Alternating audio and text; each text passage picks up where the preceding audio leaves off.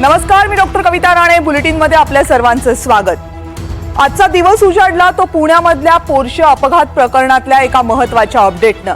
Update ही होती की याच प्रकरणी पुण्यामधल्या ससून रुग्णालयातल्या जे रुग्णालय शासकीय रुग्णालय आहे इथल्या 2 डॉक्टरांना अटक करण्यात आली.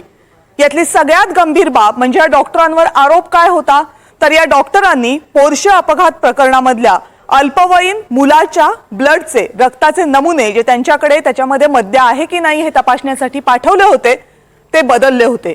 डॉक्टरांनी हे का केलं, कुणाच्या सांगण्यावरून केलं, या सगळ्याची चौकशी करण्यासाठी या दोनही उच्च पदस्थ आरोग्य अधिकाऱ्यांना ताब्यात घेण्यात आले. मात्र अगोदर पोलिसांची या प्रकरणातली भूमिका, लोकप्रतिनिधींची या प्रकरणातली भूमिका, आरटीओची या प्रकरणातली भूमिका, गृह खात्यानं या प्रकरणाकडे दिलेलं विशेष लक्ष आणि आता डॉक्टरांची भूमिका, हे सगळं बघितल्यानंतर काही प्रश्न उपस्थित होतात. आणि या प्रश्नांचा एका वाक्यात सार सांगायचं तर ही कायद्याची व्यवस्था आहे की व्यवस्थेची संघटित गुन्हेगारी आहे. याच संदर्भात काही महत्त्वाचे प्रश्न उपस्थित होतात. पण सुरुवातीला आपण बघूयात या संपूर्ण अपघात प्रकरणात व्यवस्थेचे जे वेगवेगळे दुवे होते त्यांनी कुठे कुठे आणि काय काय चुका केल्यात. पोलिसांचा विचार केला तर सर्वात अगोदर एखादी घटना घडते, पोलीस घटनास्थळी पोहोचतात, त्यावेळेस ती घटना गंभीर असेल तर नियंत्रण कक्षाला माहिती दिली जाते. या प्रकरणात पोलिसांनी केलं नाही. आरोपीच्या मद्यसेवनाची माहिती पोलिसांना होती, मात्र तरीही त्याच्या रक्ताचे नमुने घ्यायला आणि त्याला हॉस्पिटलमध्ये न्यायला उशीर केला. गुन्ह्याचं गांभीर्य कमी करणारी कलमं सुरुवातीला पोलिसांनी या प्रकरणामध्ये लावली आणि त्यानंतर लोकांचा रोष वाढला आणि मग पोलिसांनी या प्रकरणात अतिरिक्त कलमं लावली, दुसरी FIR दाखल केली. पोलिसांच्या सौम्य कलमांमुळे सुरुवातीला आरोपीला अगदी सहज जामीन मंजूर झाला होता. यानंतर या संपूर्ण प्रकरणामध्ये आणखी एक महत्त्वाचा दुवा आहे, तो म्हणजे लोकप्रतिनिधी. आरटीओची भूमिका या संपूर्ण प्रकरणामध्ये तितकीच संशयास्पद आणि गांभीर्यपूर्वक राहिली आहे. बंगळुरूमध्ये पोर्शे कार खरेदी केली होती, ती पुण्याच्या रस्त्यावर बिनदिक्कतपणे धावत होती. मात्र या कारला ना नंबर प्लेट होती, ना तिची नोंदणी झालेली होती, ना या कारचा कर भरला होता. मात्र तरीही कार रस्त्यावर धावत होती. मार्च महिन्यापासून नंबर प्लेट नसताना सुद्धा या कारचा बिनदिक्कतपणे प्रवास सुरू होता. कुणीही ही कार अडवली नाही.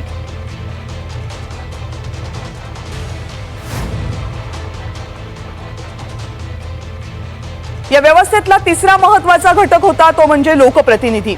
अपघातानंतर स्थानिक आमदार पोलीस स्टेशनला पोहोचले होते. लगेचच आरोपीला वाचवण्यासाठी या आमदारांनी दबाव टाकला असा आरोप सामाजिक कार्यकर्त्यांनी केला आणि हे आमदार आले होते हे स्वतः पोलीस आयुक्तांनी मान्य केलं. आणि यानंतर यातला चौथा महत्त्वाचा घटक तो म्हणजे डॉक्टर्स. आरोपीचे रक्ताचे नमुने हे ससून रुग्णालयातल्या डॉक्टरांनी बदलले असा आरोप केला जातोय आणि रक्तामध्ये दारू सापडू नये म्हणून डॉक्टरांनी हे नमुने बदलले असाही आरोप आहे.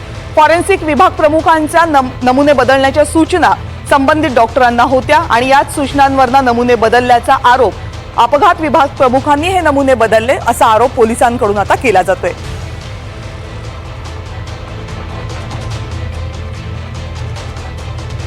या संपूर्ण प्रकरणाकडे पाहिलं आणि या सगळ्या घटकांनी घेतलेली या प्रकरणामधली जबाबदारी ज्या पद्धतीने पार पडली ती बघितली तर काही सवाल नक्की उपस्थित होतात आणि ते सवाल संपूर्ण यंत्रणेसाठी आहेत.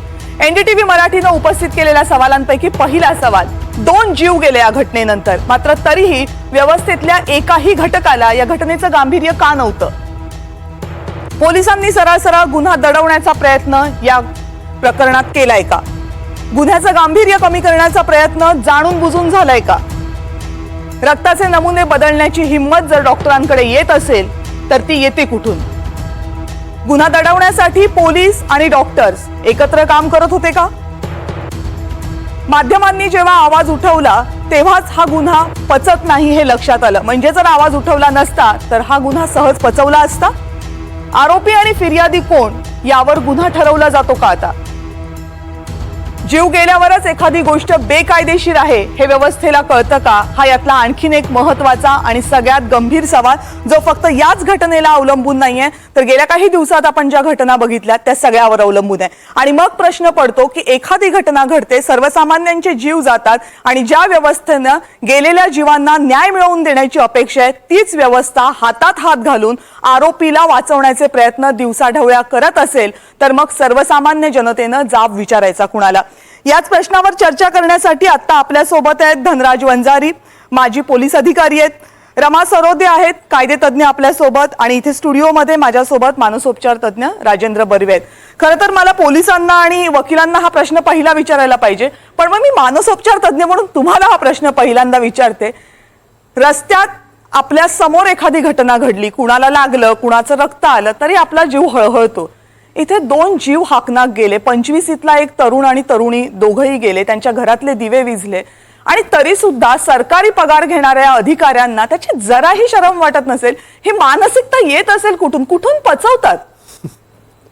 खरं म्हणजे या सगळ्या प्रश्नांची याला तुम्ही आता सांगितलं त्याप्रमाणे अनेक पैलू आहेत, पण मानसोपचार तज्ञ म्हणून मला असं वाटतं की एक अत्यंत महत्वाचा फॅक्टर त्यातला आता आला नाही, तो म्हणजे कुटुंब व्यवस्था काय आहे. बरं, कोणत्या कुटुंबातल्या प्रमुखाने आपल्या मुलाला 15-17 वर्षाचा असताना एवढी मोठी गाडी दिली? तो बेदरकारपणे चालवणार आहे, कारण त्याच्या आधी तो मद्य पिणार आहे आणि त्याच्यानंतर तो पार्टी करणार आणि तशीच गाडी घेऊन येणार आहे, आणि मग त्याचं काय आणखीन बरेच त्याला मुद्दे आहेत.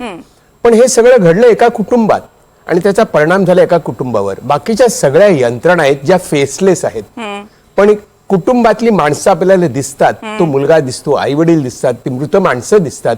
त्यामुळे ही जी माणुसकीचं जी व्हॅल्यू आहे ती आपल्या समाजात नाहीशी झाली असं मला वाटतं, आणि त्याची सगळ्याची सुरुवात आपल्या कुटुंबापासून होत असते.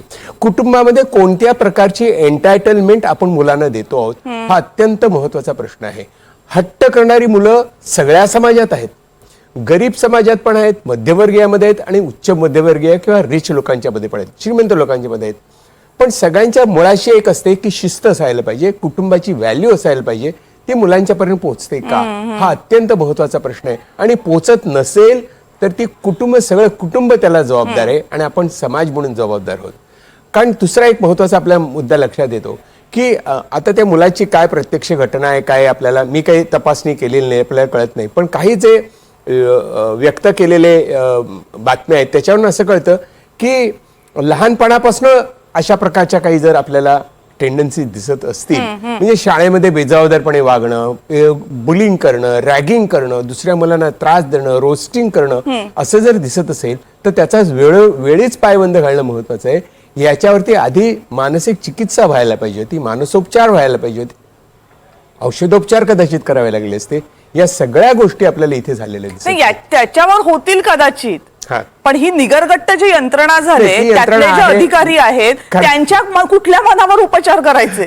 गंमत अशी आहे की छोट्या छोट्या गोष्टींनी खूप अँक्शस होणारे लोक आमच्याकडे येतात, पण ज्यांनी खरं अँक्शस व्हायला पाहिजे त्यांना कसलीच भीती काही पडलेलीच नाही, त्यांना काही पडलेली नाहीये. अँझायटी नावाची जी गोष्ट असते, आणि ज्याला आम्ही एम्पथी असं म्हणतो, की दुसऱ्या माणसाबद्दल वाटणारी सहानुभूती, ती भावना, ही भावना शून्य आपण जेव्हा म्हणतो, कारण त्यांच्या मनामध्ये, त्यांच्या मेंदूमध्ये असा काहीतरी बदल झालेला आहे की त्यांना आपण काय करतो त्याचं भान नाही. आपल्या तुमच्या व्यवसायात तरी यांच्यावर काय उपचारच करतात?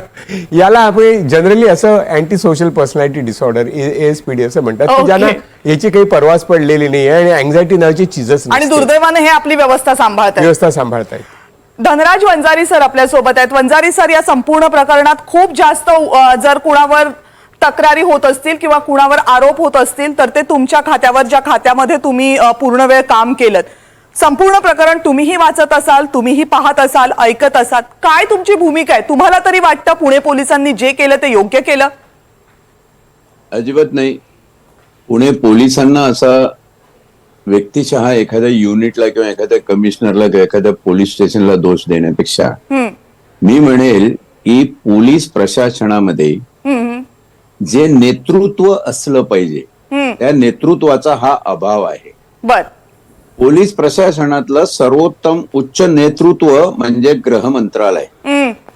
गृह मंत्रालयाचं तारतम्य बिघडल्याचं हे मूर्तिमंत उदाहरण आहे. बर, असं कसं होऊ शकतं? एका प्रकरणामध्ये एक FIR इनफ असते, 3 वेगळे FIR करायची गरज काय आहे? 2-3 वेळा प्रेस कॉन्फरन्स घेण्याची पोलीस आयुक्त महोदयांना एवढी काय चणचण लागलेली आहे?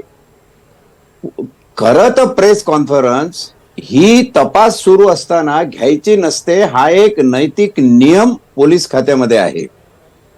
पण एकंदर झालं कसं की गृह मंत्रालयाचं वचकच नाहीये, किंबहुना गृह मंत्रालय हे त्या गुन्हेगारी व्यवस्थेमध्ये सामील झाले की काय अशी परिस्थिती आहे. तुम्ही अंटेलिया स्फोटक प्रकरण बघा, हिरेंचं मृत्यू प्रकरण बघा, त्यानंतर गृहमंत्री काय जेलमध्ये जातात, ते सगळे प्रकरण बघा. म्हणजे आम्ही संघटित गुन्हेगारी टोळ्या ज्या एकेकाळी दाऊद आणि इब्राहिम आणि तो अरुण गवळी आणि छोटा रदन यांच्या नावाने बोलत होतो, अहो तुम्ही प्रशासनामध्ये विकृत मानसिकता आणलेली आहे आणि या विकृत मानसिकतेने तुम्ही प्रशासनामध्येच गुंड टोळ्या निर्माण केलेल्या आहे. मग त्याच्यात डॉक्टरला सामील करा, पोलीसला सामील करा, वेळ प्रसंगी न्यायालयाला सुद्धा त्याच्यामध्ये सामील करा.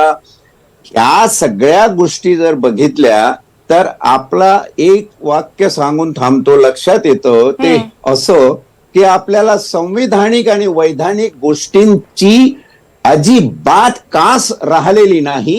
असंविधानिक मार्गाने जे करतात ते शहाणे समजले जातात, जे अवैधानिक पद्धतीने काय काय करतात ते शहाणे समजले जातात. आता या केसच्या FIR पासून जर बाकी सगळं बघितलं तर एवढा सगळा बट्ट्या बोळ झालेला आहे. 2-2, 3-3 FIR वेगवेगळ्या कारणासाठी तुम्ही का करताय? कसं काय याच्यातून तुम्हाला साध्य होणार आहे? बरोबर. हे सगळं पैशाभोवती आणि भ्रष्टाचाराभोवती गुरफटलेलं विकृत मानसिकतेचं शासन आणि त्याच विकृत मानसिकतेची प्रशासनामध्ये जी मुहूर्तमेढ या लोकांनी या पद्धतीने रोवली. कारण पोलीस हा प्रशासनातला अतिशय महत्वाचा मुख्य प्रमुख घटक समजला जातो. पोलीस खातं तशा प्रकारे जर तुम्ही पोखरून हिंमत होते कशी एखाद्या इन्स्पेक्टरला तुम्ही सस्पेंड काय करता, आरोपी करा त्याला. मी पोलीस अधिकारी 37 वर्ष या शहरात होतो, मला अजिबात लाज वाटत नाही बोलताना. त्या पोलीस अधिकाऱ्यांना आरोपीच याच्यामध्ये तुम्ही केलं पाहिजे. कशाला त्यांना सस्पेंड करून ठेवतंय? आरोपी करून त्यांना सोडा. वचक असला पाहिजे, कायद्याचा वचक असला पाहिजे. काही लोकांसाठी कायदा तुमचा फार कडक होतो आणि नको तिथे तुम्ही चक्क संघटित गुन्हेगारी एकत्रित येऊन करताय. निर्लज्जपणाचा कळस आहे शासन प्रशासन. मुद्दा अगदी बरोबर आहे. जर डॉक्टरांनी सॅम्पल्स बदलले म्हणून त्यांना आरोपी करता, ताब्यात घेता, कदाचित अटकही करता.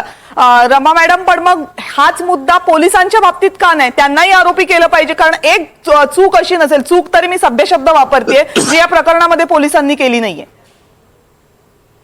अगदीच बरोबर आहे. मला वाटतं की एकंदरीतच लोकांचा जो विश्वास आहे या सगळ्या व्यवस्थेवरती हा कुठेतरी आता उडालेला आहे एका प्रकरणामुळे. पण कारण का प्रत्येक दिवशी काहीतरी नवीन समोर येत आहे आणि प्रत्येक वेळेला पोलिसांनी घातलेला घोळ जो आहे तो समोर येतोय.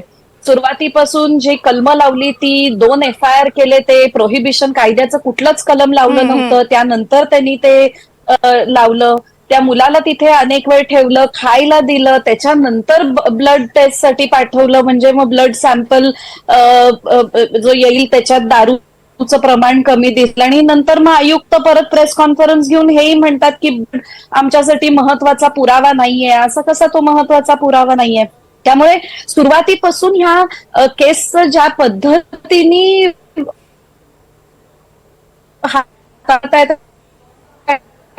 ज्या पद्धतीने इन्व्हेस्टिगेशन केलंय, मला वाटतं त्याच्यामुळे आता जास्ती जबाबदारी आहे ह्या सगळ्या व्यवस्थेवरती, विशेषतः न्याय व्यवस्थेवरती, की खरोखर न्याय मिळेल का. नाही, हा प्रश्न कायम राहणार आहे. पण वंजारी सर, तुम्हाला मला हा प्रश्न विचारायचा आहे की हे जे सगळं आपण पाहतोय ना, फक्त हे प्रकरण नाही, अनेक या अगोदरची प्रकरण, पोलीस काय फिर्यादी कोण आहे? म्हणजे तो श्रीमंत आहे की गरीब आहे, तो अमुक धर्माचा आहे, तो कुठला राहणारा आहे, आणि तसंच आरोपीला पण. म्हणजे हे कोण आहेत हे ठरवून का गुन्हे दाखल करायला लागलेत का आजकाल? म्हणजेच याचा अर्थ त्या पोलिसांवर वरिष्ठांचा वचक नाही. त्या काळातले म्हणजे जेव्हा मी काम केलं तेव्हा अरविंद इनामदार सारखा कमिशनर किंवा दत्ता पडसळगीकरांसारखे कमिशनर जेव्हा मुंबई शहरामध्ये होती, मजाल होते कुठल्या इन्स्पेक्टरची असा काही खोटारडेपणा आणि हे करण्याची. याला मी म्हणालो पोलीस नेतृत्व. आता कसं झालंय की कमिशनर सुद्धा कोणाच्या तरी वसिल्याने तिकडे लागलेला असतो. प्रत्येक पॉलिटिकल पोस्टिंग ही पोलीस खात्यामध्ये वरिष्ठ पातळीवर अतिवरिष्ठ पातळीवर होत असते. त्याचा अर्थ लोकांनी आणि प्रशासनातल्या अधिकाऱ्यांनी असा काढला की डायरेक्ट गृहमंत्र्यापर्यंत आपण हे सगळं लोन पोचून द्यायचं. 100 करोडचे आरोप ज्या राज्यामध्ये गृहमंत्र्यावर होतात आणि गृहमंत्री जेलमध्ये जातात, अहो हे काय आहे? किती नामुष्कीचा प्रकार हे आहे. महत्वाचं आहे, गृह खात्याचा तारतम्य सुटलेला आहे. गृह खात्याला संविधानिक आणि वैधानिक पद्धतीने काम करायचं नाहीये. गृह खात्याला स्वतः ही अनागोंदी माजवायची आहे. माझा स्पष्ट आरोप आहे. गृहमंत्री साहेब, तुम्ही ऐकत असाल तर हा आरोप थेट तुमच्यावर आहे. डिसिप्लिन फोर्स मधला अधिकारी इतका बेजबाबदार, चक्क खुल्ला भ्रष्ट, अहो MLA ज्या ठिकाणी जाऊन फोन करून ब्लड सॅम्पल हे करायला सांगतो, why he should not be made accused, त्याला आरोपी का नाही करायचं? करेक्ट, केलं पाहिजे त्यांना. रमा मॅडम, पण मला याच्यामध्ये ना आता भीती काय वाटते माहितीये का, की मगाशी तो मुद्दा वंजारी सरांनी पण मांडला. भीती ही नाहीये की आता या संपूर्ण प्रकरणाकडे बघून बाकीचे पोलीस सुधारतील का. भीती ही आहे की अशी प्रकरणं अशी दाबायची असतात, याचाच पायंडा जणू काय या प्रकरणाने घालून दिला अशी भीती वाटू लागली, आणि त्याचं अनुकरण राज्यात दिसलं तर नवल नको वाटायला आपल्याला. अगदी बरोबर आहे. आणि म्हणून मला वाटतं की क्रिमिनल जस्टिस सिस्टम मध्ये काही रिफॉर्म्स होणं गरजेचं आहे. जसं अजूनही आपल्याकडे विक्टिम ही डेफिनेशन जी आहे ती आलेली आहे कायद्यामध्ये, पण त्याचा अर्थ अजून आपण समजून घेत नाहीये. ह्या केसमध्ये जरी आपण बघितलं की 2 जणांचा मृत्यू झाला आणि त्यांना आपण विक्टिम बघतोय, पण ही प्रवृत्ती थांबायची असेल तर रस्त्यावरती प्रत्येक चालणारा माणूस किंवा गाडी चालवणारा व्यक्ती हा विक्टिम होऊ शकतो अशा केसेसमध्ये. आणि म्हणून विक्टिमची डेफिनेशन आपल्याला थोडी व्यापक करून समजली पाहिजे. तसंच जे विटनेसेस आहे, ज्यांनी बघितलेलं आहे की तो मुलगा गाडी चालवत होता, मी हे ह्यासाठी म्हणते कारण का ड्रायव्हर चालवत होता, तू म्हणजे त्याच्यावरती त्याच्याबद्दल आजोबांवरती आणि आईवरती आता आरोप झालेले आहेत की त्यांनी त्यांना डांबून ठेवलं आणि ड्रायव्हरला तो सगळा आरोप स्वतःच्या डोक्यावरती घ्या असं फोर्स करत होते. असंही होतं ह्या केसमध्ये. आणि म्हणून विटनेस प्रोटेक्शनचा आपल्याकडे आपल्या क्रिमिनल जस्टिस सिस्टम मध्ये कुठेही स्थान नाही. आणि मला वाटतं की ह्याचं महत्व जे आहे ह्या केसच्या मुळे परत एकदा पुढे आलेलं आहे, आणि ह्याचा विचार आपण केला पाहिजे. म्हणजे पुढच्या काही केसेसमध्ये आता जे आपल्याला प्रकरण ज्या पद्धतीने हाताळतंय आणि ज्या पद्धतीने इन्व्हेस्टिगेशन होते, ज्या पद्धतीने पैसा बोलतोय, ज्या पद्धतीने लोकांवरती दबाव आणला जातोय, ते होऊ नये तर आपल्याला आपली सिस्टमचा वेगळा विचार पण करणं गरजेचं आहे. राजेंद्र सर, याच्यामध्ये ना सगळ्यात एक महत्वाची बाब काय दिसते की हे सगळी माणसं आहेत ज्यांना आपण इथे आरोपीच्या पिंजऱ्यामध्ये उभं केलंय, ही सगळी सरकारी व्यवस्थेची आहेत, ही सुखवस्तू आहेत, यांच्या घरात चांगले पगार येतात. याच्यामधला कुणी असा नाहीये की जो शिपाई आहे एक नाव वगळलं तर, हे सगळे चांगले अधिकारी आहेत. यांच्यासाठी असणारी व्यवस्था पोलीस खात्यातली चांगली आहे. असं असताना सुद्धा एक बेसिक सिंपथी जी मनात असते आपल्या, ती इतक्या प्रमाणामध्ये नष्ट होण्याला कोणते घटक जबाबदार आहेत? पोलीस खातं या घटकाचा कधी विचार करताना जाणवलंय का तुम्हाला? तुम्ही बऱ्याच वेळेला त्यांच्याशी संवाद साधता. मला असं वाटतं की ज्या आता सर म्हणतायत, मॅडम पण म्हणतायत, ही एक बेदरकार वृत्ती आहे, बेजबाबदार वृत्ती आहे. माझ्या मते एक प्रकारचं सेन्सिटायझेशन होणं खूप महत्वाचं आहे की आपण अत्यंत टॅक्सिंग काम कोणाचं असेल तर ते पब्लिक रिलेशन मध्ये माणसं सतत येत असतात, त्यांचं होत असतं. कारण तुम्हाला पटकन तुमची सिंपथी तुमची नाहीशी होऊ शकते, कारण दिवस रात्र तुम्ही अशाच लोकांशी सतत तुमचा संपर्क असतो आणि विश्वास कोणावर ठेवायचा कोणावर ठेवायचा नाही या बाबतीत सतत त्या माणसांच्या मनावरती तणाव असतो.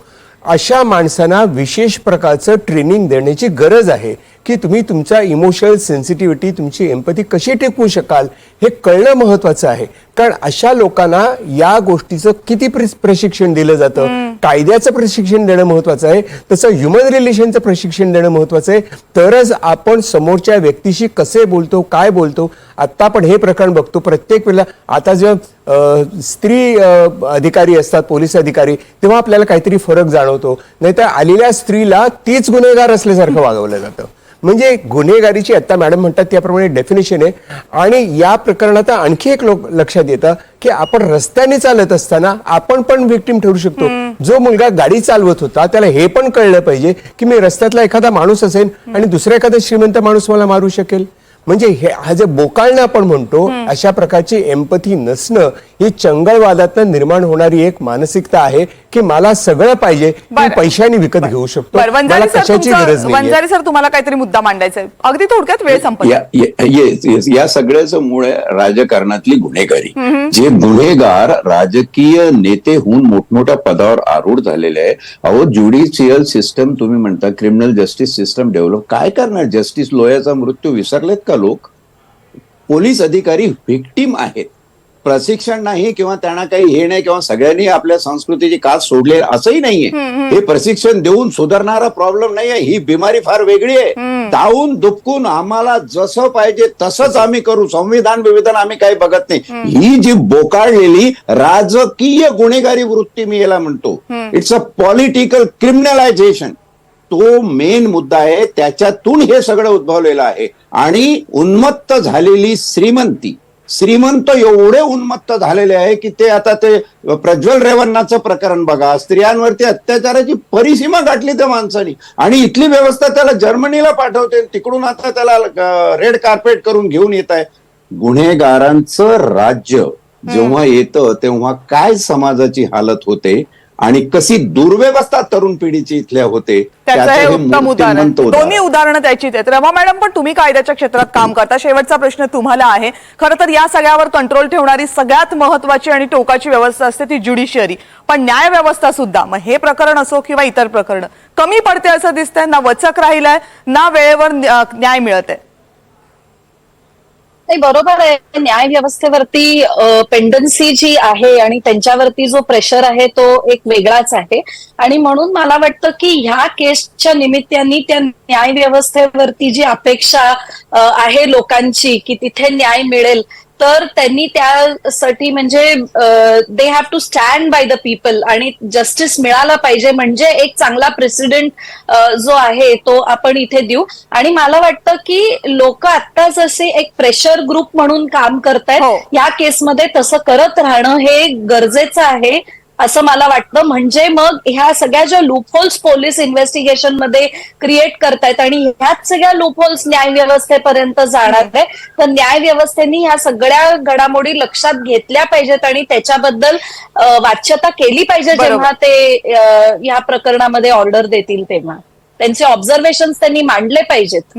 खरं तर ना याच्यामध्ये असं आहे की हे फक्त एक प्रकरण नाहीये, ही आपल्या सगळ्यांसाठी खूप मोठी धोक्याची घंटा आहे. कारण विक्टीम उद्या तुमच्या माझ्यापैकी कुणीही असू शकतो आणि जी गत आज या घटनेमध्ये 2 जीव गमावलेल्यांची आणि त्यांच्या कुटुंबियांची झालेली आहे ती उद्या माझी तुमची होऊ शकते. आणि ही पोलीस यंत्रणा आणि त्याला लागलेली ही कीड वेळीच ठेचली नाही तर आज जी अवस्था पाहतोय तीच अवस्था तुमच्या माझ्या बाबतीत उद्या व्हायला वेळ लागणार नाही. घटना घडल्यावर सगळं काही बेकायदेशीर होतं असं म्हणत व्यवस्था हात झटकून उभी राहील, पण जोपर्यंत बेकायदेशीर गोष्टी चालल्यात त्याला तुम्ही जबाबदार आहात. हे पलटवार आपण देत नाही तोपर्यंत व्यवस्था बदलणार नाही. त्यामुळे व्यवस्थेला दोष देताना आपल्याला आपलीही जबाबदारी ओळखून प्रश्न विचारावे लागतील आणि तेच प्रश्न विचारण्याचा महत्त्वाचा भाग म्हणजे आजची चर्चा. या चर्चेमध्ये आपण सगळेजण सहभागी झालात त्याबद्दल आपले सगळ्यांचे मनपूर्वक आभार. आता वेळ झाली आहे इथेच थांबण्याची. पाहत रहा NDTV मराठी.